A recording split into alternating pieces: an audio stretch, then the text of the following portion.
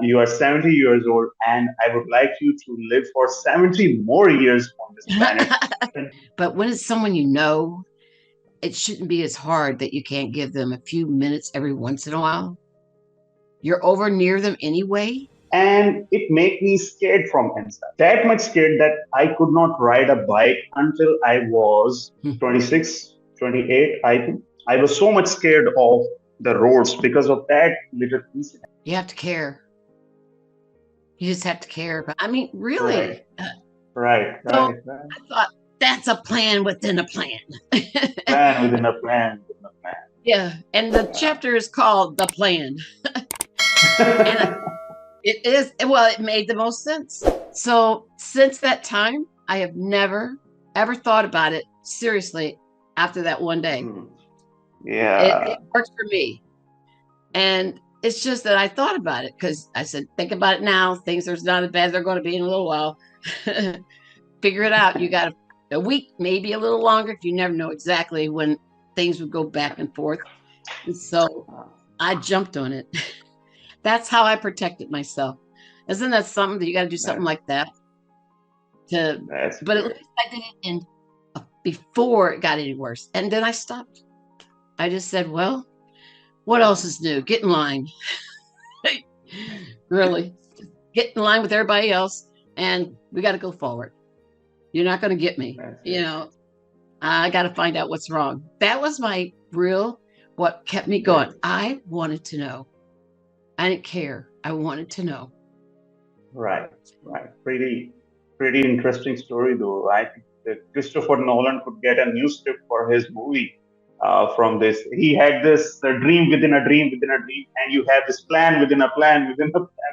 That's that's very exciting. Yeah. Uh, It's Miss Dawson, do you have any regrets? do I have what? Any regrets?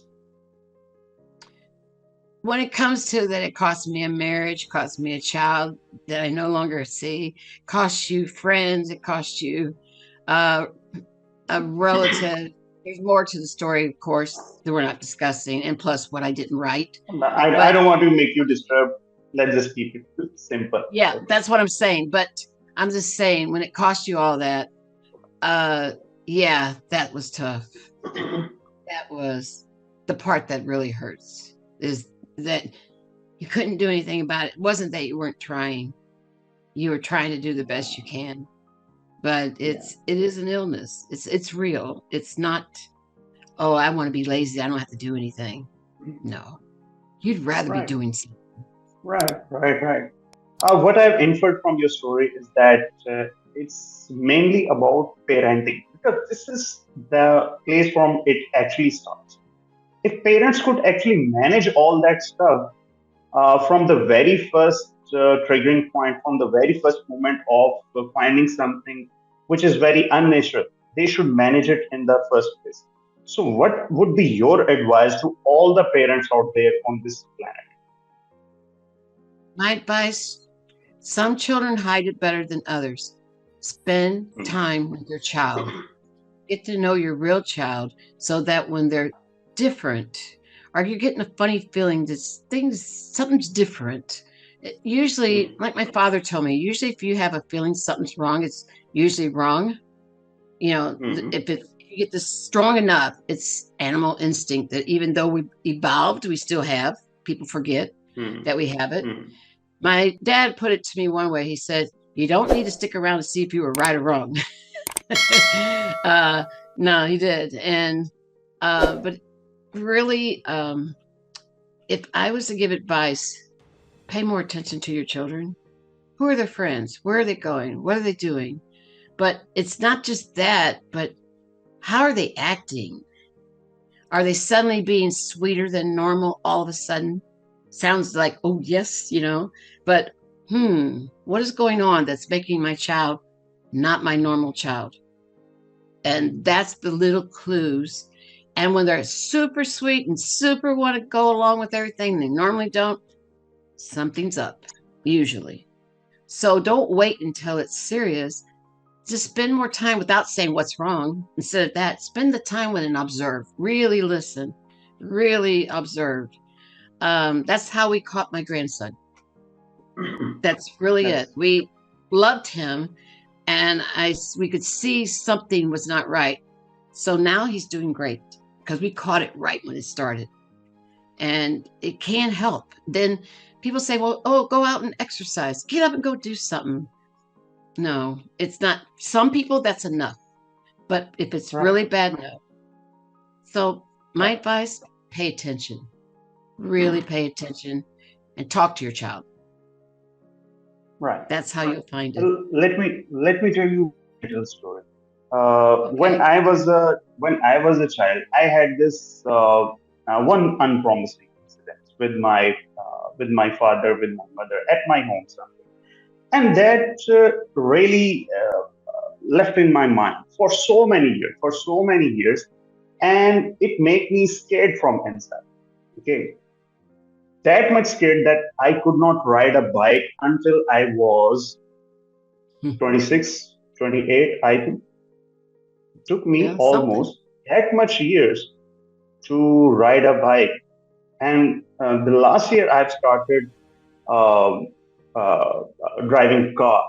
I was so much scared of the roads because of that little incident. And I truly believe that all this reluctance to go on the roads to ride a bike, that was all because of that incident. I knew it from the very first day that this incident, I have kept this with me all of my life.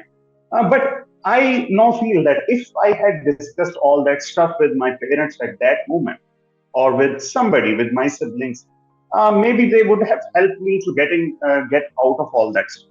So, what would you advise the children that what they are supposed to do? Because Ms. Dawson, there are so many things that we are literally scared of discussing. You see, there are many children who get physically abused, if I could use that word. They're physically Yes. abused, and then there is something called good touch, then there is something called bad touch. These are the Yep. things which are normal, and in not only in your country, but in the third world countries like It's us as well. worldwide. It's Where worldwide. it's for, and that's a really a serious problem. So what if somebody, if very young, is listening to me, what would you advise to that little kid, what they are ought to do in such situations if something bad happens to them? Over to you now. Find an adult that you trust, someone you trust, and tell them. Don't keep it a secret. And just be trusting who you tell, because it's according where you live, what culture. It has a lot to do with it. Even in the United States, sometimes that can backfire. You got to be careful. But Yeah. there's always somebody.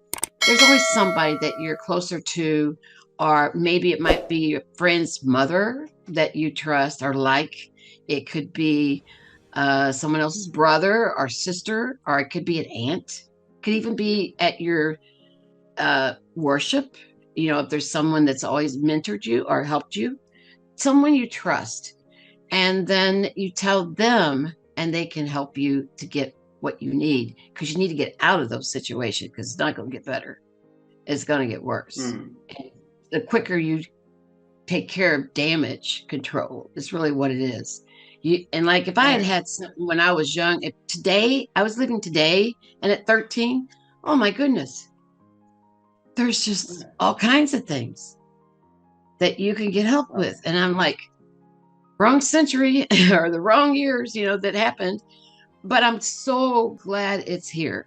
The only thing that's still sad to me is the stigma still. Oh, you just Okay. want sympathy. No, I don't. I want help. I've Yeah. actually told people that. No, I don't. I don't want you to feel sorry for me. Help me. What should I do? By the time I got to that stage, I already had so many years behind me. I already knew kind of what I knew what I could do, Hmm. and I could go to the doctor, but I don't even know if they would do anything different, because I had to find out Right. the real culprit, and it was so hidden. That was the problem. It was so hidden that made it hard to find the right medicine, to find that. But when you're really mentally ill, and people say to you this, well, get up and go do something. You just made me feel worse. Why? because I know I should be able to get up and go do something, anything. Okay. But I'm good to get out of bed. Thank you. Now you just made me feel Right. worse. And Right. then people Right. say, well, what should I do for people I love and care about? I said, you know Mhm. what the most precious gift is for someone that's hurting? Any situation, any kind of illness, is your time Right. to sit and be there for them, even if they don't want to say two words. But just remember, don't talk about you. It's them that you're helping. It's them. Fif- Yeah. 15, You should 30 be just minutes, listening to them. Yeah. listen or just sit. And they don't even have to say a word. It's that you're there. The first time someone did that for me, I remember it was a bad day. I hadn't taken a shower in a week. I'm being honest. Okay. I was on vacation, didn't go anywhere. And I was really, really having a bad time. And one of my friends at that time stopped over, didn't call because if you're sick, what do you say? No, I don't feel like it. So you can't call them. They're going to tell you no. Just show up. You know, they're Mhm. probably home. Okay. Uh, and she just showed up. And I said, hi. And she goes, I was just here in the area. So I just thought I'd stop by. What's up? You know, it Mhm. wasn't like, oh, are you doing better or anything? Just like every day, what's up? Same. You want to come in?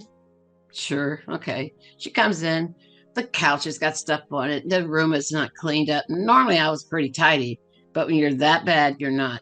You're lucky, like I said, to get up and go eat or go to bed. And she sat there with me. And then she got up in a few minutes. She just went and got something she knew I liked, like a soda, popcorn.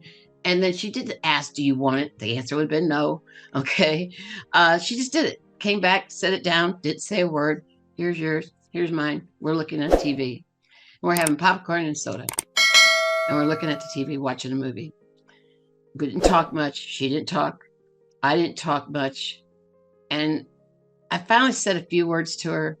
And she says, she looked at her watch. Oh, I got to get home, so and so, blah, blah, just a little something.